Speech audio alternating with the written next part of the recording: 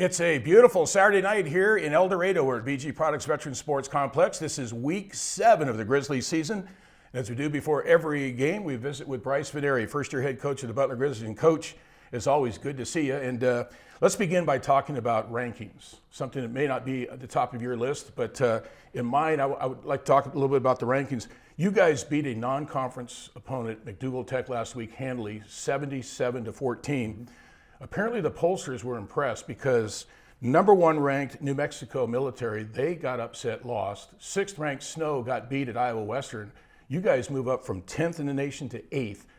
In my mind, not a bad place to be to start the second half of the season. Yeah, it's a really good spot. And I think, like we talked about last week or the week before, the power rankings there's a bigger committee of people watching these games and understanding that the teams that you play, there's a weight to that, and it's gonna show in the rankings. And I was surprised to see us go up 2 spots, but like you said, it's a really good spot to be halfway through the year. And you look at who we're going to be playing here in the coming weeks, and the team that we're going to play here tonight, I think is a really good team. So I think it's a good spot to be, and we'll just take it week for week and see where we can end up. Now, you always say, and accurately so, that your first goal every year is to win the Jayhawk Conference. Yes. That's still a possibility, but also a possibility, strong possibility with a win tonight, you guys can make it to the Final Four national playoffs. So all those dreams and hopes are still alive. Yeah, and just like we told our players the other night, everything's right there in our hands. Everything's right there for us to take, and be where your feet are at and stay disciplined and make good choices every day and keep putting good days together and keep stacking them so when you get to Saturday night, we go out there and we play really confidently and we play sound and disciplined football. Every week you like to ask me before we do this interview, Dennis, what stats you're going to throw at me today. Well, here's what I got for you today is this week, another top 10 opponent, Iowa Central. We'll talk about them here in a moment. The hits just keep coming, Coach. I mean, this is the 5th ranked team you're going to play this year and the 4th team that's ranked in the top 10. Yeah, I think, and again, you look at the schedule before the season and you're like, wow, we're going to play all these teams. And then, the season gets here and you start playing them week in and week out. And our kids do a really good job of preparing each week, no matter who we're playing. It just so happens, every week this year, but 2, we played a top 10 opponent or a top 15 opponent. So I think our kids understand, what it takes to beat a team like this and what we have to do during the week to be prepared for this. So I think it's just becoming part of our normal routine now to do this. But this is why you coach football. This is why you play football, is to play big time opponents and to play really sound opponents. We visit with head coach Brice Vignery of the Butler Grizzlies. This is week number 7, and the 8th ranked Grizzlies tonight taking on the 10th ranked Iowa Central Tritons. And Coach, I'm not sure you're going to face a team with a more prolific pass attack than you are tonight against the Tritons. Look this up as well. They average 260 yards a game passing.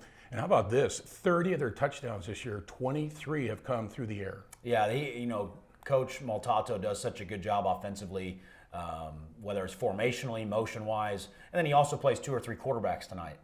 So us being able to build in our rules on defense to be sound, and he's going to have something up his sleeve to where, formationally he tries to get us out of position or motion-wise. So he's always done a really good job offensively, but, we just want to make sure that, we're playing sound defense, and then on offense we want to play ball control and keep their offense off the field, because you got 2 offenses that average 40 points a game, and we throw for about 258 a game. They throw for about 260 a game. So playing a little bit of ball control tonight and keeping them off the field will be key.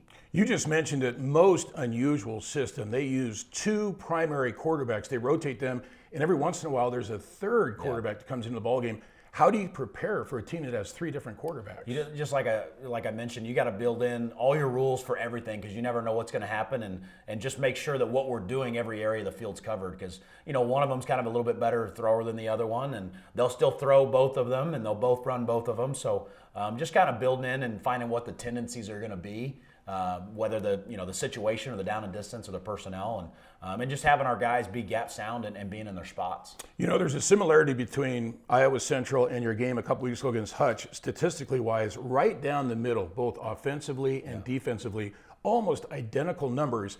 And in that light, you score 42 points a game, they score 42 points a game. So what's the key to a win tonight? Ball control, us possessing the ball on offense and getting them off the field on defense, and being able to flip the field and force them to go 80-plus yards at times. And again, like I said, offensively, we need to possess the ball, keep getting a couple first downs, and keep their offense off the field. I think is the key to us winning tonight. You mentioned to your kids, I was out at practice on Thursday afternoon when you guys met after practice. You talked about the atmosphere at BG Products Veteran Sports Complex on a Saturday night, and it figures that we'll have a really good atmosphere tonight. How key is that to you guys? I think it's huge because, we haven't had a night game since our first game at home. So the atmosphere at night in October, in my experiences here, has always been a great atmosphere. I expect a big crowd tonight, and again, it's getting a little bit cooler, so it's a little bit more like football weather. I think the crowd's going to be a big part tonight to us on third downs and in the red zone and doing those types of things. But again, it's good for our kids to get out and play in front of our home crowd against a top-ranked opponent tonight. Finally, Coach, ever since I've been at Butler for 17 years, I've always heard the term family, and there is a very tight family here at Butler. And along those lines, earlier this week, on Wednesday, you had a former Butler Grizzly come by and speak to your team, the guy who's the very first ever NFL player from Butler Community College. Tell us about that. Yeah, we had Roger Barnard here, played here in 1968, I believe. Was the first player to ever go to the National Football League. And just to have him on the field, and he was there for about 45 minutes or so at practice, and he got to watch. And, we were talking about, how, the X's and O's have changed, but how to do things hasn't really changed. The nuts and bolts of what you have to do to succeed. And he got up and spoke to the team for, 8 or 10 minutes. And I saw all the kids, and they were very dialed in and locked in on him. And the things that he was saying from his perspective from 50 years ago is the exact same things we're saying today. So I think it really showed our kids that to make it where you want to go, there's a finite things that you need to do, and it's all the stuff that we're preaching. But it was great to have him there on Wednesday, and then he's going to be here again tonight as our honorary team captain and flip the coin. So again, it's always good to have guys back like that and speak to our kids because, again, it just shows our guys that it is possible to get where you want to go just by hard work. And I would be remiss if I didn't mention that Papa Bear is going to be here tonight. Your mentor, Troy Morrill, and his wife, Jessica. Yeah, it's going to be really exciting to see him after the game. But,